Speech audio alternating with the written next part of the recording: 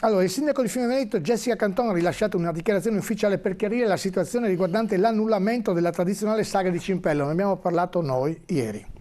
La Proloco, ha spiegato il sindaco, ha presentato domanda per la realizzazione della sagra allegando una relazione in cui, diversamente dagli anni precedenti, dichiarava che i locali di proprietà della parrocchia sono privi di titoli edilizi e quindi non idonei ad ospitare la manifestazione.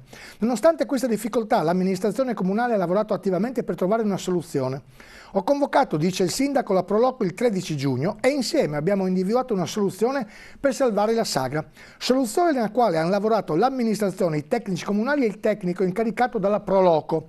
Il 24 giugno, a soluzione praticamente conclusa e condivisa, la Proloco comunicava via PEC senza preavviso di non dar corso alla sagra. Ho espresso tutto il mio rammarico e il mio stupore, ho richiesto un ripensamento ma non ho trovato riscontro, così dice il sindaco. Poi entra, diciamo così, nella fase riguardante il gruppo di opposizione, la io non voglio entrare nel merito, io so che ho ricevuto delle cartuzzelle da parte di gente che è rimasta molto male del fatto che sia stata annullata la sagra di Cimpello. Ho interloquito col presidente o comunque con un alto dirigente della Pro che organizza la manifestazione, il quale ha detto no, io non voglio dire nulla, non voglio entrare nel merito, l'amministrazione comunale ci sta aiutando, questo ieri, tutto questo nasce dopo che era uscito il manifestino con scritto chiuso tutto, la baracca. Vabbè, ho letto.